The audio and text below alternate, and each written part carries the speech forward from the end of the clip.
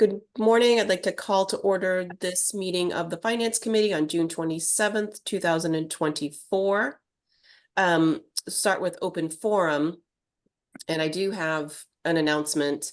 As many of you know, we had 3 open positions on the Finance Committee, and the town actually received 12 applications for these 3 positions, which was fabulous. The town moderator evaluated all of the candidates and made her decision. So I'd like to welcome John Fryer, who is actually not present today, but he is one of our new members starting immediately.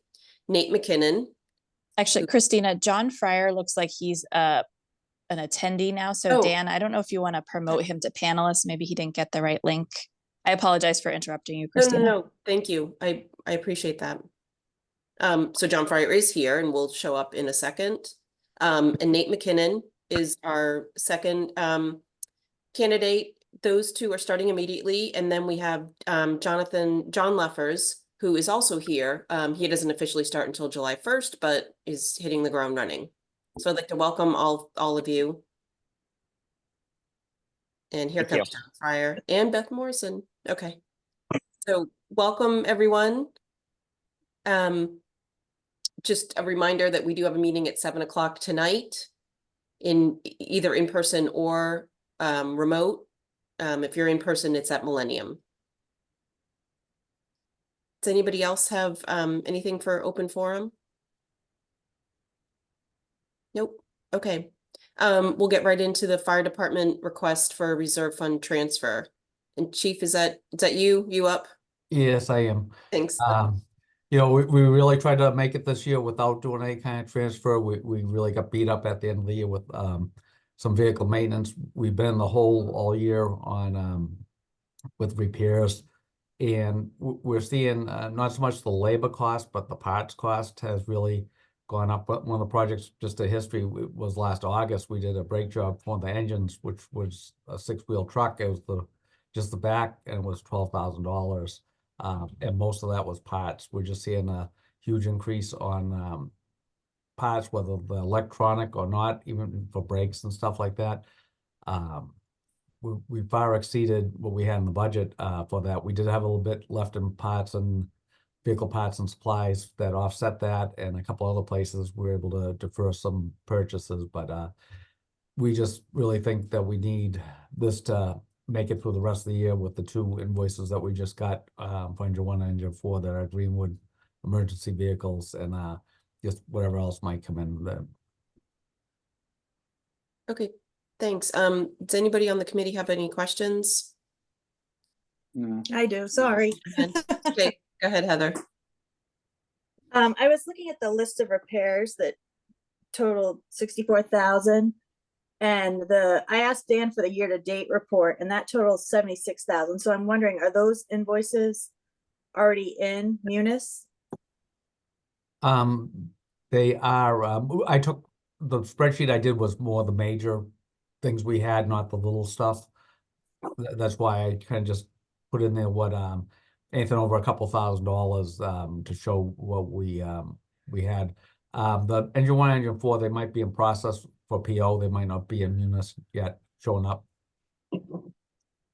Okay, so that would the total in Munis is 76, so it's more like 85 or so. Probably that you're spending. Yeah, probably be around. I think on my list, yeah, I'd say you're in the 70s with this, because there were some small charges, you know, here and there for small repairs. If they're $1,000 or so, I just kind of left it off. I just hit the ones that were substantial amounts. You also okay. So some of these repairs they're proprietary with like Greenwood, if it's something with electronics, and that's the manufacturer's representative, it still needs to go back there. They're the only ones that can work on it. But we try to use local vendors and shop for the best prices around for some of the stuff like brakes and normal repairs, motor repairs. Thanks. Anybody else have questions? I have just one. Go ahead, Dennis. I noticed that you have some repairs regarding the tower. I'm assuming that's the ladder, the large ladder. There's the large ladder. Yep. And how often does that get used, and what seems to be the problem with the tower? Well, we have the new one on order, which will be here this spring, we hope, spring, summer. It's really getting at the end of its life. You know, a lot of the stuff is rotted out. We had a hydraulic line the whole length of the truck last year that rotted out just from what they use for the stay applies for sanding, the corrosion underneath. But it's getting to the point where you know, we're right in order it when we did. It does go out, it goes out for any fire alarm call, especially with the, you know, the larger buildings that we have on 110 now, with the 3 and 4 story buildings, it needs to respond to all of those calls. It's automatic response. All right, thank you. Anybody else? You can just raise your hand either physically or. Okay, I just had a couple of questions, Chief. You answered one of them. I'm wondering about the age of the vehicles. You said that the tower is, you know, being replaced soon. Yep. What about the other engines? Engine 4, we're going to talk to them about it. That's probably the newest engine out of all of them. The mechanic has some discussion with them. They actually backed down, believe it or not, one of the bills because they had fixed it once and they found another problem in there. Engine 1 is from the headquarters, the one that's getting replaced, work done now. We're probably gonna move it up a year or 2 on the capital plan because right now they're telling us it's 2 to 3 years when you order one that you're gonna get it, which is, we've never seen that before. Usually it's always, you know, if we ordered it in the spring, we'd have it next summer. And for whatever reason, I you know, getting the parts and stuff like that, it takes a while. The tower truck we ordered, and they gave us 2 years for that to show up. So hopefully they'll show up this spring. We're really counting on it so we can get the other one, you know, off the books with the repairs and stuff like that. It has been very troublesome. Okay. Yes, because I am concerned about some of the I don't have a good sense of when, like how old these engines are and what else has been done, and I just want to make sure that if there are any ongoing problems, we're going back to whoever did the work, you know, and like making sure that things are correct. Right. You know, for the most part, like engine 1, there was one on there where I went to Taylor and Lloyd. It was something with the motor, and it was even though it was $3,400, it was a quick fix, whatever needed to be done there. A lot of it is wear and tear. We're going to look at, these were E1 manufactured engines. We're probably going to look at something different when we come out. They wonder why the new tower truck we purchased is not a Greenwood or Merge E1. It's an all stainless steel, and there's a local vendor for doing the work out of Lawrence, where they have maintenance out of that shop. So we're going to be very picky when we look. And Greenwood, when we bought the tower from a different vendor, they wondered why. And I showed them all the receipts. We had the salesman actually who was the owner, and he understood, and he actually wrote off a couple of the repairs we had on the trucks. But we're not going back to them again. We're not happy with them. Okay. It's not so much the motor. They only build one motor really right now for fire trucks, and it's Cummins. Detroit stopped making them, so it's the same motor you're gonna get no matter what truck, but it's all their electronic equipment that goes with it seems to be the problem. Okay. My last question is, I know you have an in-house mechanic that does some of the smaller repairs that yes. I believe he's retiring soon. When is that? He told us he'll probably be with us till next spring, around May, we're hoping. So we hope that's true. We did look into, we had some talks with the highway about getting a mechanic up there because sending stuff out is definitely a lot more expensive. We have the other account, vehicle parts and accessories. And if he's doing the work, we hit that account when we purchase the parts. So we're trying to keep them separate. And this is all stuff that had to be outsourced for repairs. Okay. So the plan for his retirement is just, it's still ongoing with DPW or? Ongoing, yeah. Myself, Kristen, Deputy Dennehy, and we had talked with DPW about it, but I don't know if we have any plans with the budget situation to bring anyone on. Sure. Kristen, do you have anything to add to that? I don't have anything to add substantial, other than that we have been having frequent meetings and understanding what we can do in terms of using other municipalities' resources or DPW resources. We continue to have everything written down. The chief and deputy chief have done a great job detailing what the current mechanic is doing. DPW has been asking questions about that. So I don't have anything set in stone other than we continue to investigate it and know that this is going to be something we need to address soon. Okay. Thanks. And my one last, and then I'll get to you guys. It does sound like you shopped some of the repairs around, but I would also imagine, I mean, how many people out there work on these types of equipment? Right. Well, something like a brake job, where we use Merrimack, which is in Tingsboro, and Taylor Lloyd, that's in Bedford. They're more than capable of doing that. It's not something that's, they're all standard parts that you can buy off the shelf and stuff. It's more when you get into like the pump valve you see in there and pump transfer. The cooling fan, we could have gone somewhere else for it, but we sent it to them because we didn't know what the problem was. And they end up troubleshooting it, taking it apart. So it's an apart in their garage. So we can't really shop at that point. We're kind of stuck with them. Gotcha. Yeah. Okay. Thanks. Heather? It's a little off topic, but somewhat related. When this fire engine is replaced, and hopefully this summer, does that get sold? And before you sell it, are you pulling off equipment that doesn't wear out, like axes and that sort of thing? Yes, we transfer the equipment over. If there's something that's needs to be replaced, we replace it. But because I mean, some of that stuff came from the prior ladder truck. But yes, anything that's in real good shape, it gets brought over.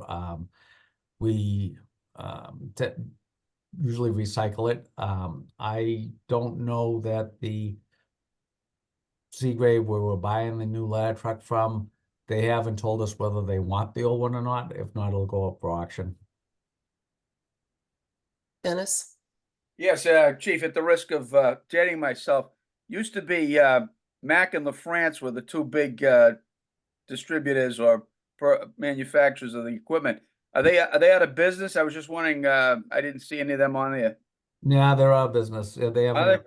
I think LaFrance got absorbed by another company, and Mac hasn't done anything for a while. There are some other companies like Spartan out there, which I think that's the company where they're a spinoff of the company where we buy our ambulances from, and we've looked at them and we feel they're very cheaply made. And talked to some departments that had them, and when we researched this ladder truck, we did go around to quite a few departments and look at what they had, not just the brand we were looking for, but there are other brands, and we listened to the trouble that they had with them. So would you tend to think that the quality of the material is starting to kind of diminish a bit, or what? I think the steel, I think they're using, I hate to use the word cheap steel, but it seems to be very susceptible to rotting what we're getting. I feel more comfortable going with the stainless steel Seagrave. What we're getting, I think they'll offer the town a lot more life, but I think it's the electronics parts. These are, as you know, fire trucks are custom cab. They're not something like off an assembly line. So it's their own equipment that they engineer and put in there. And unfortunately, if you're in the middle of something that isn't tried and true, and it's something new that they brought on, and they realized after 2 years it didn't work, but you're in those 2 years, it's tough. You have to live with it. Thank you for the explanation. Yep. Okay, Dan, what is our Finance Committee Reserve Fund balance? So currently it's at 42,852. So if this is approved, it goes down to 27,852, and it resets on Monday. So we have 100,000 back in there for FY25 expenses. Okay. Can I just throw that up? And that's definitely because it looks like there's like $8,000 left in the expenses for this current year. Is there other stuff that would be hitting this, or is it pretty much done minus these expenses? We still have we got a electricity bill for around $2,000 that needs to be paid. Sorry, let me close my door. Yes, it's a typical year-end expenses he has left, so they went through the budget and just found out what they had left, and so they thought 15 was putting them in good position for the year. So yes, there are other expenses that will be posted. Okay, so they're not gonna close out much at all. No, Pretty much We dead had an on. emergency repair on a garage door yesterday. That's probably gonna be under $1,000. And then we had some compressor maintenance that was about 2,000. So we feel comfortable with this, with the 8 and combined, that will work out all right. Okay. One more question from me and then I'll ask for a motion to approve, but Dan or John Fryer, have you been sworn in yet? I just need to. Yes, I've been sworn in. You have been sworn in. Okay, perfect. So could I get a motion to approve? Motion to approve. I'll move it. Can I get one of you take the second? I'll I'll second. take it. All right, Thank you. whatever you want. Your call. Okay, all in favor, and I'll do this by roll call. Dennis, Aye. Heather, Aye. Shinji, Aye. Nate, Aye.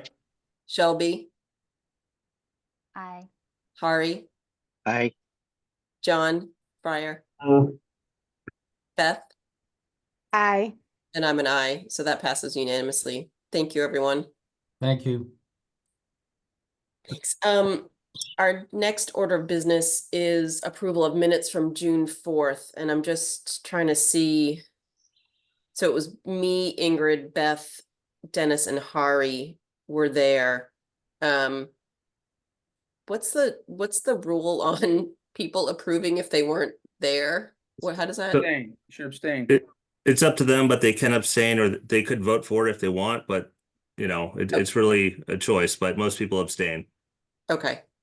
I had just a minor edit in the list of FinCom members that were present. Dennis's first name is left off, but Yep, I'll add that. He just texted me that too, so we'll fix that. Thank you. let's see if we can approve these. Can I get a motion to approve? So moved. And a Second. second. Thank you, Beth. Okay, all in favor, Dennis, Aye. Heather, Abstain. Shinji, Abstain. Nate, Abstain. Shelby, Same. Hari, Aye. Beth, Aye. I'm an aye. What, that's 3 ayes and how many abstentions? I'm not really sure how to call that one. I think they're approved Okay. 4-0 to 5. Okay. All right, great. I think that is it. Let me just double check quickly. Yep. I think we're good. So get a just reminder tonight, 7 o'clock. Hopefully see everybody there. Millennial school, right? Millennial. Yep, Millennium. Can I get a motion to adjourn? So moved. Second. Thank you. Okay, we'll just wave that out. All right, thank you, everyone. Bye Bye-bye. now. Bye.